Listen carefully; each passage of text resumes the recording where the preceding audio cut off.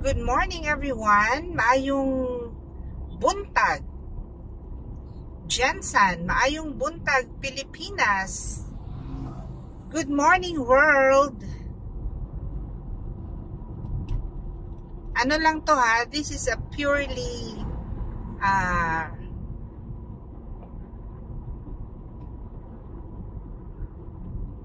view of the road. Kay hindi ko kaya ipakita ang akon nga I woke up like this.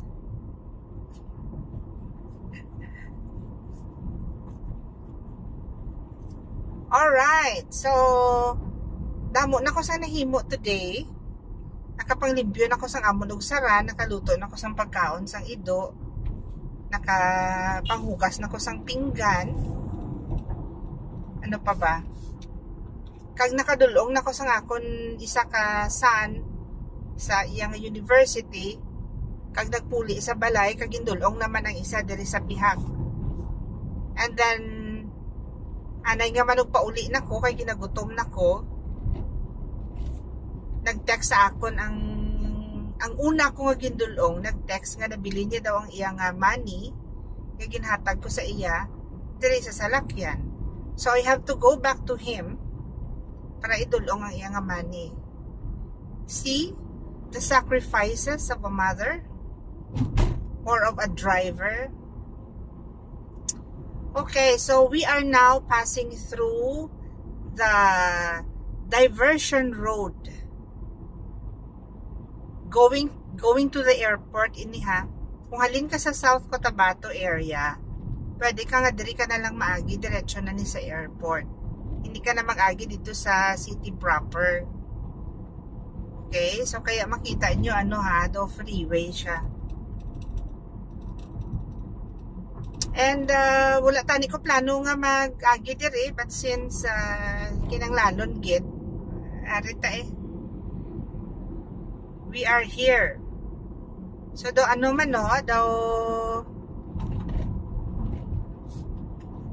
daw US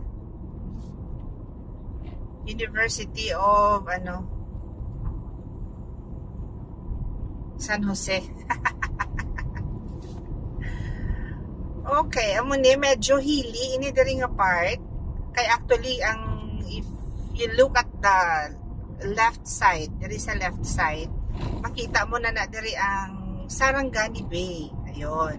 Kasi nga medyo elevated ini area. As you can see, ang terrain, tanawan nyo pala, nagasaka. Uy! Hindi ko napansin.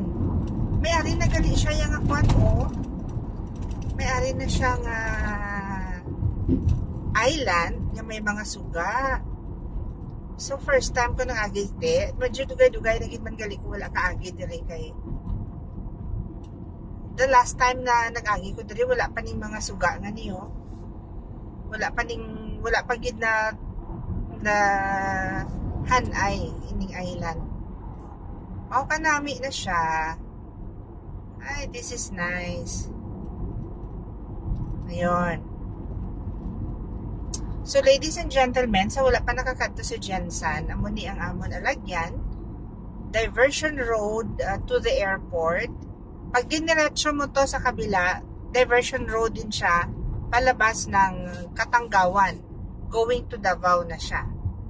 So, you have an option not to pass through the city anymore. So, hindi ka na makipagitgitan sa traffic sa city. Daan ka na lang sa diversion road. So, this is sometimes, kung I'm feeling down and out, diri ko kakadto. Diri ko nag-drive kay wala sang samok. So mag-drive lang ko, libot, gastos ang gasolina, and then talk to myself and talk to the Lord na. Ayun. I wish I can show you the view of Sarangani Bay diri nga area, pero I cannot kay ako lang isa gani. So may mga ranch diri sa left. Diri sa right actually mga kapinyahan or mga farm naman na dira pakadto na sa San Jose. Alright? So, sige, enjoy nyo lang ang view, anay, kay mahinahinay lang ko sang drive. As you can see, ari diri sa aton yung left side, no, may mga structures na siya. May mga kalandaan naman na diri yung area. We have this favorite hangout diri, oh. Nagkakadto kami diri sa mga kabataan, sa the rest of the family. Ining Cabin Brewery. Oy, Cabin, ano ko kamo ha, i-promote ko kamo. Cabin Brewery, overlooking siya. Makikita nyo sa Sarangani Bay at night. Oh, ara siya, oh. Mas slow down ako, ha. Ayan. Okay. Ayan ang Cabin Brewery. Ayan. Meron siyang attend. I cannot just, like, try ko, ha. Ayan. So, that is Cabin Brewery. Nami ilang coffee, nami man ilang food. Nami ang place kid. Just kag ini nga place actually. Ini nga place actually lang ha. Alright. Favorite ini sa mga bikers. Dali sila naga-bike. Ma-test gid lang imo nga ano tawag sila? Ano ba ang ginatest? Endurance? Ang endurance nimo kay, di ba? Nakita ninyo dito kay na ang terrain, mapataas. So in this area, kitaon gidya ang bay, Sarangani Bay. So hindi pa ni inhabited ang, di lang bala. Hindi ko kontento sa iyang positioning. Kaptul akon kamot. Okay. Iwan ko lang get ang iyang position. Right. Kung bakit kasi ayaw mo day. Yan. Alright. So, ini there is a left. No, there is a right. Pakadto na siya sa Barangay San Jose. Ondok Gawan, dira na siya. Actually, naka medical mission kami sa diin gani itong lugar man. I forgot the name, pero makita ko siya ulit, maalala ko. What was that? School? Ngayon sa kaanamon dirang ahay. Ang mga bata, wala pa, hindi pa tanan sa ila nakakadto sa Jensan. Nga, lapit na malang unta, no? Oh, hindi git siguro lapit, kay bulayan man sila manao. Ang mode of transportation dito, kwan lang. Tricycle, motor, hindi nga makasaka ang tricycle. So motor, nagaproblema gid ako kung paano sila maggrocery. Syempre mabarakintol kagid. But may ara na nadira nga mga resorts, no. Ang pagkakaalam ko merong Henares Ridge. I have yet to visit the place, pero hambal abi nila kay kabudlay sang dalan. But tingnan natin. Ako nga daan, adlo ko yasang mga tagas nga lugar. Struggle ko pagid ang mag-drive nga paakyat, kagin ang mga magbaking-baking. I hate that. Hindi mo gusto na. Okay. So, muning longest bridge, longest bridge talaga. Muning bridge connecting this part of the city to the airport. Okay. Yan lang ha. Ano pa? Susunod na lang ako sa kanya, oh. Okay. So, ini nga suba, naga-connect naman sa dagat dito sa unhan. Sa left. Alright. Dari nga part, mga souvenir shops. So, if you want to drop by, magkadto bala ka mo sa airport, magdala ka mo mga pasalubong. So, here, mga tuna products, ari diri. In fact, ari diri ang balay sang akon nga inaanak kag churchmate, si Kakay kag si Alfred. Ayan, ang Ember nga na, oh. Ano ni ma'am? Ano imo plan, ma'am? Oh, si ma'am, oy. Ayan, ang Ember, ayan, oh. Mukhang tulog pa sila. Okay. So, muna siya. hindi gid man na diri congested ni area, nag-amat pa lang.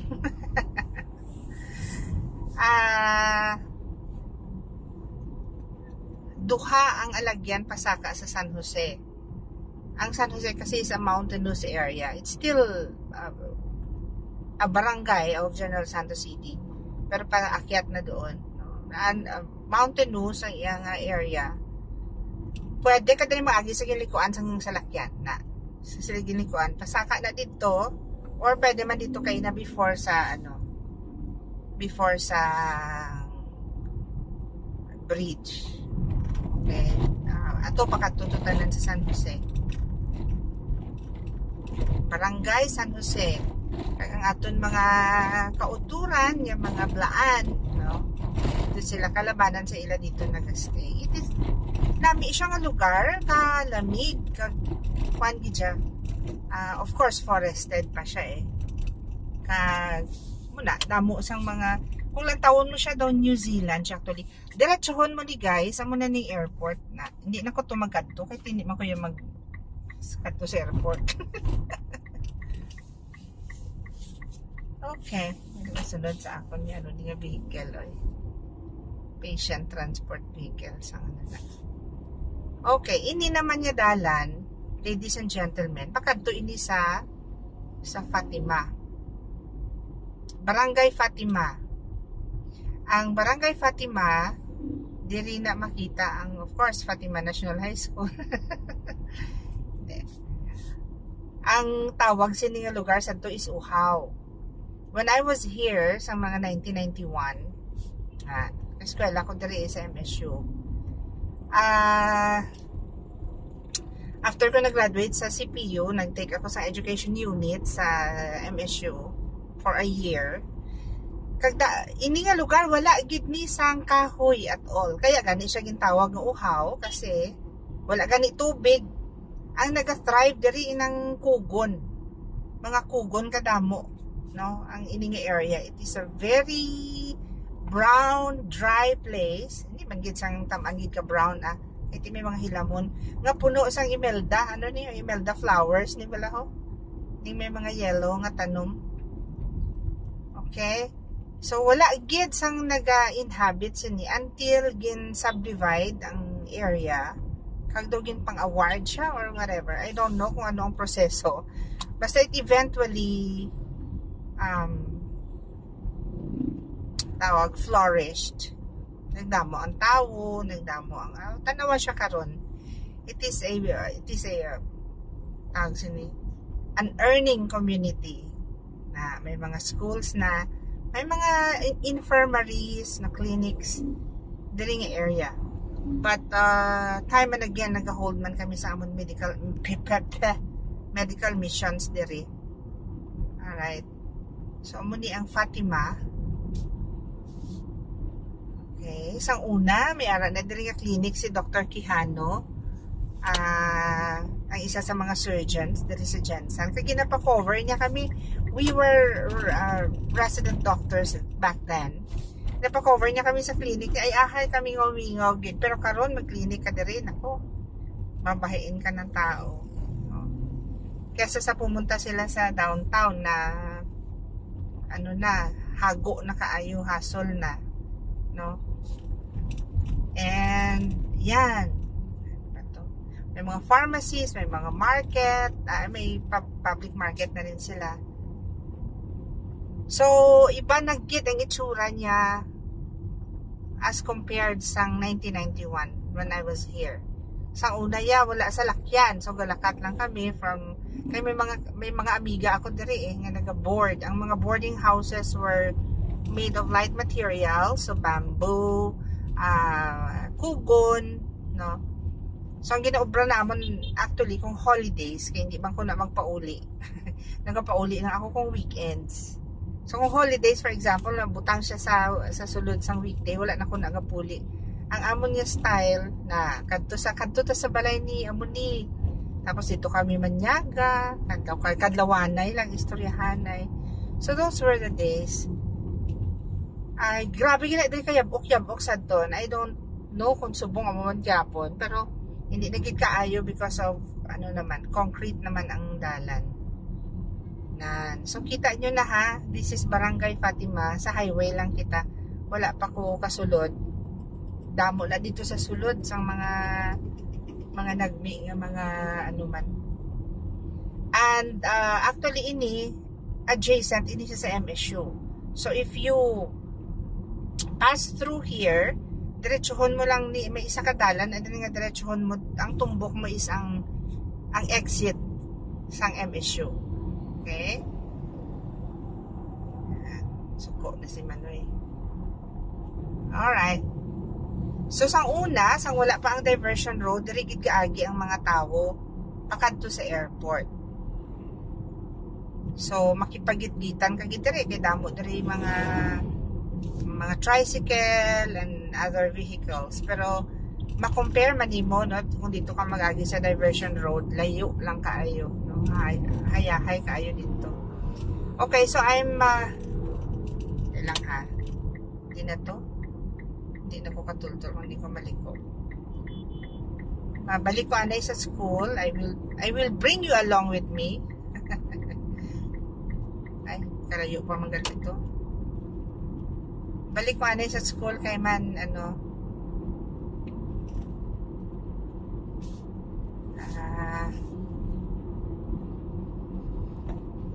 May nalimtan kami, may nalimtan. Alright, so this is the kanto papasok sa university. I will show you ha. Very slowly. Very slowly. Alright, so tanawan nyo ba lang ano, Mindanao State University. Ayan, ayan ang marker. Okay, so diri ko masulod padulong ko sang nabilin ni allowance, kaya hindi to karong kapauli kung wala allowance. Yan. So this is the road to the university. Tapos ladies and gentlemen, there is a left side ha, ining damo mga kahoy niyo. Diri ni akong boarding house before na hindi diri diri ba to? Dahil lang ha. May kanto na diri sa left. Ayan, I will show you here. Yes. Itong kanto na to sa left. Diri ang amon boarding house before. Kami ari ko diri auntie na nag-teach sa MSU. In fact, ari pa siya hasta karon. Galakat lang na kami from her house kadto diri sa sa campus. Ang ining wall before hindi pa ni concrete, daw barbed wire lang siya, kag may area nga daw ganito, daw kawayan lang gani or whatever, daw may ikisikisan lang sang kawayan, something like that, kag ginatabok lang manamon. So that was what we did, no, para wala na sang pamasahe, malakat. And ang kalsada nga ni puno ni siya sang apan grasshoppers. Ambot kung asa subong ara gihapon na, pero during our time puno gid siya sang grasshoppers. Okay, dahil lang gid ha. Balik ko anay sir, ako ID.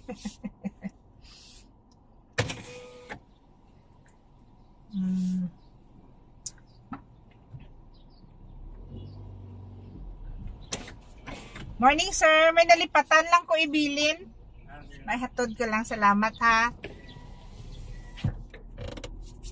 Ayun. So this is MSU in broad daylight. Ayan. Colorful, no? Colorful gina kami ha. So muna iyang marker. I love MSU Jensen. Ayan. Ganda, no? See? Itong campus na to, this is next to CPU in my heart. Gusto ko ng mga school campuses na malalapad. I am not into, well, of course, no? If wala talagang choice, pwede naman siguro. Pero if I prefer to have campuses na malalapad, kagaya nito. So, dali kami gaagi, shortcut before na. Diko dito. Na preserve gid ang road. Kuha lang na siya before trailway lang na siya before to pathwalk lang gid bala. Okay, so diri may ara na diri nga ano ganito, Lakwanan yata pangalan. Laktanan, Laktanan. Nga daw path siya nga puro pebbles and you have to remove your shoes or your ano tawag sini your slippers para ma-feel mo gid ang pebbles. Daw therapeutic siya. Okay? So damo sa mga structures ining building sa right, bag-o lang gini siya, wala pa gani guro na ay ano na siya na open na siya. Ka-open lang pala. So ano lang yan, parang November, December gin start. So, tapos na siya. Ining mga buildings sa maliliit sa left and sa right, amo ni silang oldest buildings. Gemma East, Gemma West, yan, College of Arts and Sciences. Dere. Ang senior high, dere man siya. Yan. Makita ninyo, may signage. Hindi nyo makita. Ayan, senior high school. Sa right. Si Club 1 to 11. Okay. Alright. So, diri taan na eh. Amo na diri ang CNSM. So, I have to cut this short kay gamiton ko ani nga cellphone to text my son to meet me here. So, this is where I drop him every day. To meet me here kay parang mahatag ko sa iya ang iyang money. So thank you guys for joining me in this very short morning trip on a Saturday. Although wala nyo nakita akong itsura, pero at least you have heard me and I have navigated you through the streets and the highways of General Santos City. Thank you everyone. God bless you. Have a wonderful weekend. Bye.